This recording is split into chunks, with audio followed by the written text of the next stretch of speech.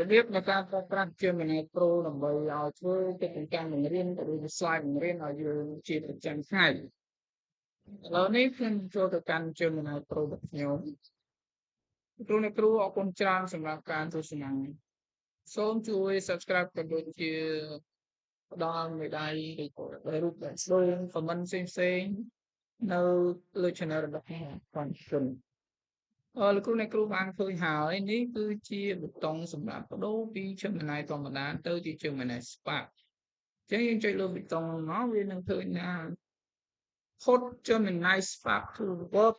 your for you ណាអញ្ចឹងនេះគឺជាកិច្ចការដែលខ្ញុំបានកំណត់ឲ្យវាធ្វើមានដូចជាទី1អានេះគេហៅថា storyboard generate ជារៀងរាល់ថ្ងៃនេះការរៀបចំ slide បង្រៀនអញ្ចឹងឥឡូវរៀបចំ slide បង្រៀនហ្នឹងខ្ញុំនឹងចុចទៅលើវានឹងបង្ហាញ slide ដែលការងារដែលវាបានធ្វើឲ្យខ្ញុំអញ្ចឹងតើយើងកំណត់ឲ្យវាធ្វើដោយរបៀបណាអញ្ចឹងគ្រូអ្នកគ្រូបានឃើញប៊ូតុងនៅខាងស្ដាំនេះទេឆ្វេងនេះទេវាមានពាក្យ skill ណាហើយមានពាក្យ schedule អញ្ចឹងយើងចុចលើពាក្យ skill នេះមកនៅក្នុងនោះវានឹងបង្ហាញអំពី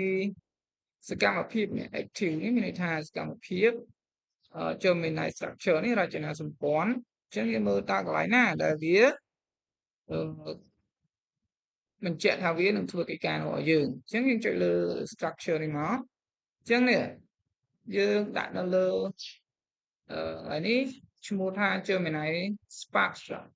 instruction អញ្ចឹងណាអញ្ចឹងកន្លែងហ្នឹងយើងព័ត៌មានយើងដាក់ឈ្មោះយើងមកអានេះ describe នេះព័ត៌មាន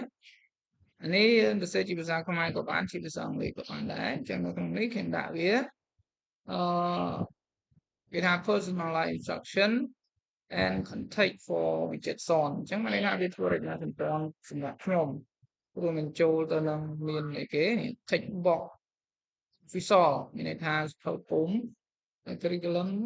schedule នេះពាក់ព័ន្ធទៅនឹងកម្រិតថ្នាក់របស់យើងនេះពីទី1ដល់ទី6មានប្លង់កិច្ចការបង្រៀនហើយនឹង slide ក៏ដូចជាកំណត់ពេលហើយនឹងទូនីតិនៃការងារអញ្ចឹងនៅខាងក្រោមនេះជាការពណ៌នាផ្សេងខ្ញុំក៏បានដាក់វានៅខាងក្រោមវីដេអូដែរចឹងគ្រូអ្នកគ្រូអាចចម្លងវាទៅប្រើដោយគ្រូអ្នកគ្រូបដូរឈ្មោះចេញទៅឈ្មោះគ្រូអ្នកគ្រូបដូរអាស័យដ្ឋាន Gmail ផ្សេងបដូរអ្វីដែលជាព័ត៌មានរបស់គ្រូអ្នកគ្រូដាក់ចូលទៅហើយដល់ហើយកន្លែងផ្សេងគ្រូអ្នកគ្រូមិនបាច់កែប្រែទេហើយគ្រូអ្នកគ្រូចុចពាក្យ save ជ្រុងនេះមកណា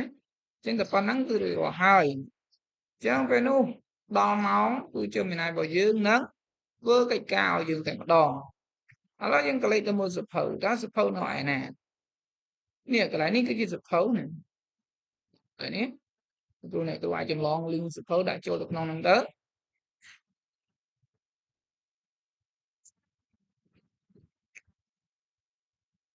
ចឹងពេលនោះវានឹងធ្វើការឲ្យយើងហើយនេះកន្លែងលេខ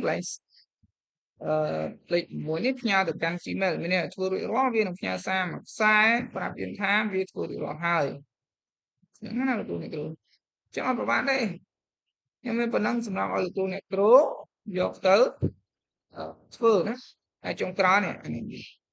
លេខ7នេះគឺកំណត់ម៉ោង7យប់ធ្វើឲ្យជារៀងរាល់ថ្ងៃហើយផ្ញើដល់វាធ្វើរួចឲ្យផ្ញើទៅកាន់ Gmail ផងលោកគ្រូអ្នកគ្រូឆ្ងល់អាចតម្លាក់ comment បានណាអរគុណច្រើនជម្រាបលា